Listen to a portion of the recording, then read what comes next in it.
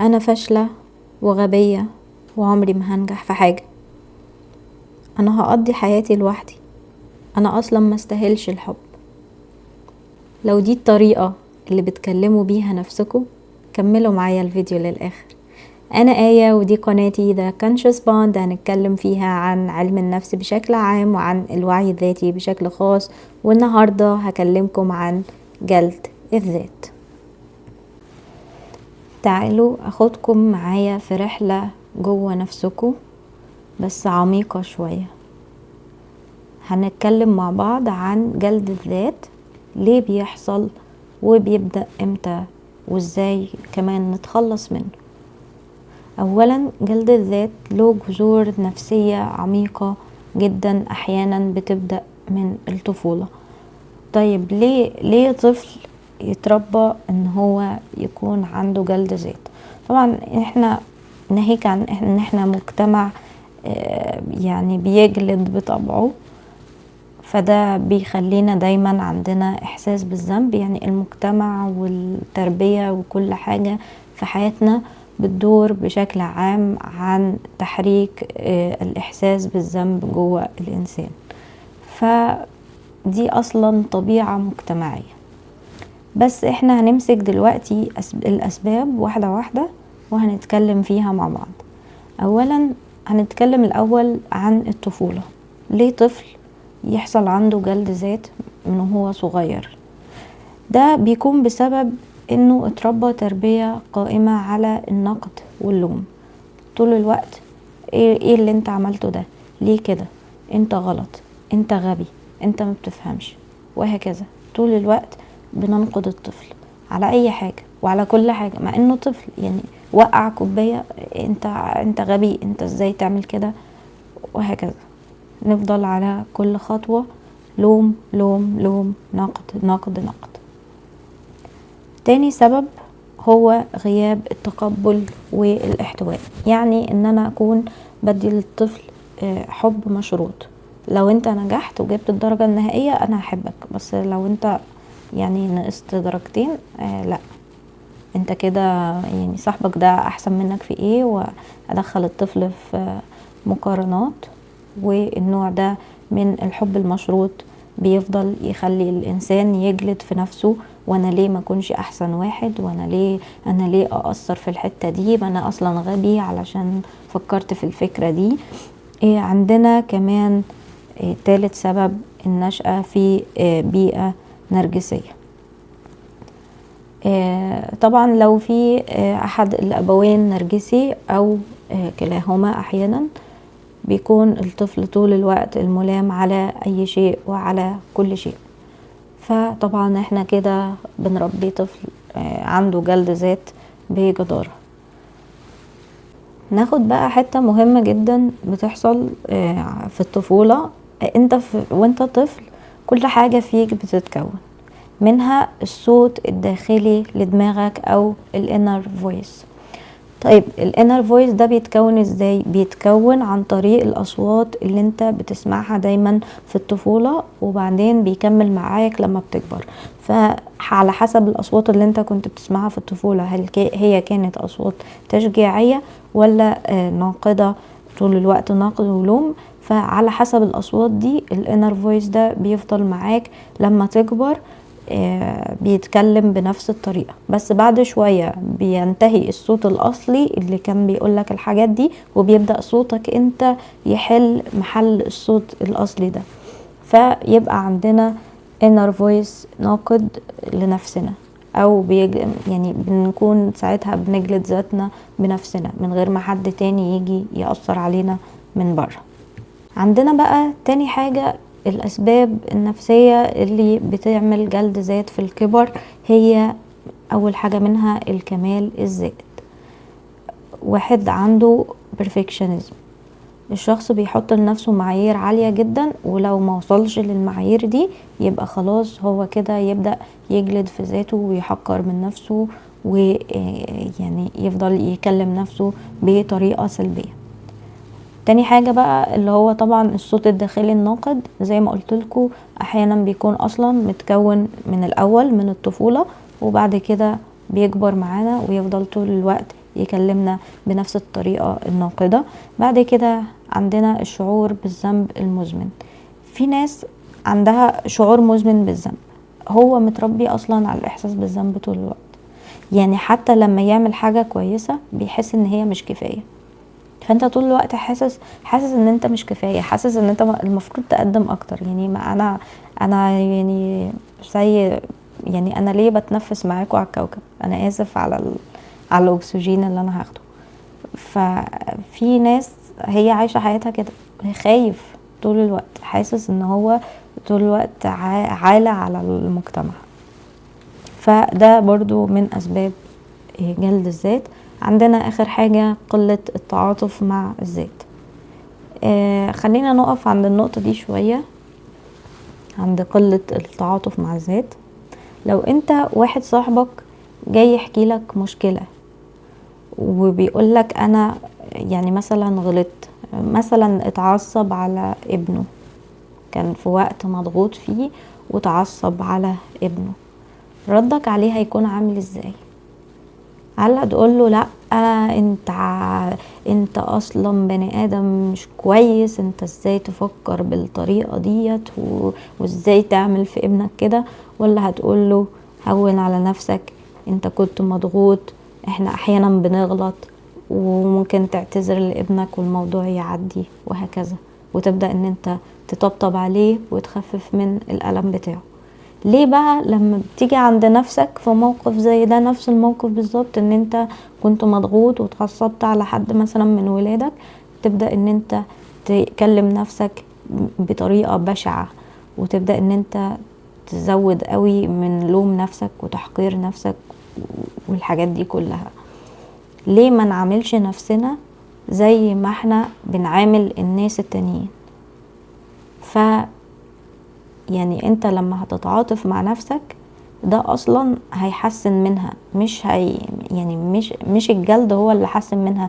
لو جلد الذات هيحسن مننا كاشخاص كان حصل كده من زمان قوي، بس ده ما حصلش. بالعكس، انا بفضل طول الوقت اجلد في ذاتي عشان ابقى احسن، بس عمري ما ببقى احسن، لان جلد الذات في الاخر هيرجعك لورا، عمره ما هيطلعك لقدام. دلوقتي هندخل على ثالث حاجة بتسبب عندنا نقد ذاتي أو جلد ذات. عندنا أسباب تجريبية أو حدثية، يعني موقف حصل معين مع حد، واحد حب واحدة فرح لها فرفضته، او العكس، يعني واحدة حبت واحد فرفضها. هنا بنبدأ نحس ان احنا مش كفاية، انا مش كاملة، انا مش زي بقية الناس، انا مش زي بقية البنات. طبعا ده من الحاجات اللي بتسبب جلد ذات قوي وشديد جدا، وده بيكون طبعا بعد ما نكبر. في عندنا برضو لو حصل لك صدمة او اهمال عاطفي لفترة طويلة، يعني بيخلي الشخص احيانا، يعني احنا لما بنكون في حالة ألم او اهمال، مخنا بيكون مش بيفكر بطريقة صحيحة، فاحيانا تفكيرك يجي يقولك انت السبب، او انت اللي فيك حاجة غلط عشان كده بيحصل لك الألم ده كل مرة. لكن هو في الحقيقة مش انت اللي فيك حاجة غلط، الموقف هو اللي كان غلط. فدي برضو من الحاجات اللي بتسبب جلد ذات، وممكن تأثر لفترة او احيانا بيفضل معاك اذا ما حاولتش ان انت تعالجه او تغيره. ندخل بقى على المرحلة الحلوة اللي احنا كلنا مستنيينها، وهي ازاي اتخلص من جلد الذات. ده هيكون عن طريق مراحل. اول حاجة، اول مرحلة عندي طبعا هي الوعي والتفريق بين الخطأ والذات. انا مش الغلطة اللي انا عملتها، الغلطة حاجة وانا حاجة تانية.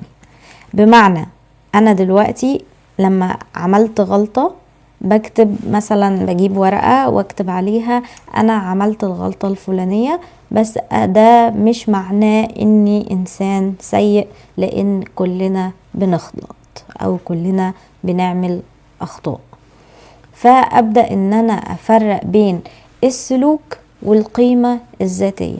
ما تساويش السلوك الغلط اللي انت عملته بقيمتك الذاتية. انت قيمتك عالية قوي، انت قيمتك في ان انت انسان اصلا من قبل ما تعمل اي سلوكيات كويسة او وحشة، فانت ليك قيمة. حافظ على القيمة دي، ما تسويش القيمة دي بالسلوك الوحش اللي انت عملته، فتبدأ ان انت تجلد ذاتك وما تديش لنفسك فرصة انك تحس بقيمتك الذاتية الحقيقية. نيجي بقى لتاني مرحلة في طريق العلاج. انا غبية، انا مش بفهم، انا هفضل طول عمري لوحدي، انا عمري ما بعمل حاجة صح. مين كان بيقولك الحاجات دي وانت صغير؟ ببدأ اشوف الجمل اللي متكررة معايا في مخي، بكتبهم واشوف مين اللي كان بيقولهم. طيب ده انا هستفيد ايه يعني لما اعمل كده؟ هستفيد ان اعرف ان ده مش صوتي، ده مش انا، ده مش انا اللي بيكلمني، ده حد تاني، ده حد تاني مش موجود اصلا، ممكن ما يبقاش موجود على وجه الارض حاليا، بس انا لسه بكلم نفسي بنفس الطريقة. فابدأ ان انا افرق بين الصوت اللي بيكلمني ده وصوتي انا الداخلي، لاني انا بعد كده لازم اغير الصوت ده واخليه يتكلم بطريقة تانية، او يتكلم على الاقل بطريقتي انا مش بطريقة الناس التانيين. طبعا ده بيفرق جدا، وممكن خطوة زي دي يعني هتغير حياتك بجد. فأتمنى ان الحاجات اللي انا بقولها نجربها. التمارين اللي بنقول ان احنا نعملها زي كده، التمرين ان احنا نكتب الموقف على ورقة واعمل تفريق بين السلوك وبين القيمة الذاتية، لان الحاجات دي هي يعني انا محتاج ان انا اشتغل على نفسي. فازاي اشتغل على نفسي؟ انا هو بقولك ازاي تشتغل على نفسك. فاتمنى ان انتوا تجربوا. بعد كده ببدأ واحدة واحدة، خلاص انا وعيت بالحاجة وعرفت ان السلوك مش هو قيمتي الذاتية، وبعد كده غيرت صوت الناقد الداخلي او الانر فويس، عرفت الانر فويس ده كان جاي منين وان هو مش تبعي. بدخل بعد كده في المرحلة الثالثة ان انا ابني تعاطف مع الذات. انا كلمتكم عن التعاطف مع الذات من شوية، فانا مش هطول في النقطة دي، بس هقول لكم تمرين صغير برضو نكتبه في ورقة. هو ان انا لما يحصل معايا موقف ما اكتبوش ان هو الموقف بتاعي انا، اكتبه ان هو موقف حصل لحد تاني، وارد على الموقف اكن الموقف ده حصل لشخص تاني. زي ما قلت لك كده، انت لو صاحبك هو اللي جاي يحكي لك الحاجة مش هترد عليه بنفس الطريقة. فانا هنا ابدأ اكتب الموقف اكنه بتاع حد تاني وارد، وبعد ما ارد بقى واشوف ردي انا هيبقى ايه، باخد الرد ده وارده على نفسي او اكلم بيه نفسي. فانا كده اكون عملت تعاطف مع الذات زي التعاطف اللي انا بعمله مع الاخرين. والنقطة دي كمان مهمة وهتفرق جدا. طيب عندنا بقى المرحلة الرابعة اللي هي تعديل السلوك بدل العقاب. يعني احنا دلوقتي انا عملت حاجة وغلطت فيها، او انا سقطت في امتحان، فبدأ الناقد الداخلي عندي يشتغل. انا فاشلة، انا وحشة، انا ما استاهلش. لا، ابدأ ان انا اقول انا محتاجة اذاكر اكتر، انا محتاجة اشتغل على نفسي اكتر. لو حد اتفرج على الحلقة بتاعة الوعي الذاتي لما كنت بحكي الموقف بتاع الشخص اللي كان بيكتب تقارير في الشركة، وكانت التقارير بتاعته بتطلع وحشة عكس زميله اللي كان دايما تقاريره بتطلع كويسة، فضل الشخص ده بيقضي وقته بس في المقارنة بينه وبين الشخص التاني والتقليل من نفسه. هل ده فاده في حاجة؟ لا، ما فادوش. اللي فاده لما بدأ يقول انا محتاج اشتغل على نفسي، واشتغل على نفسه وبدأ ياخد كورسات. هنا حصل التغيير. لكن لو انا هفضل اقارن نفسي بالاخرين وبس انا ما بعملش حاجة، بس انا ما بتغيرش، بس انا ما باخدش اي خطوة لقدام، هل ده هيعمل فرق؟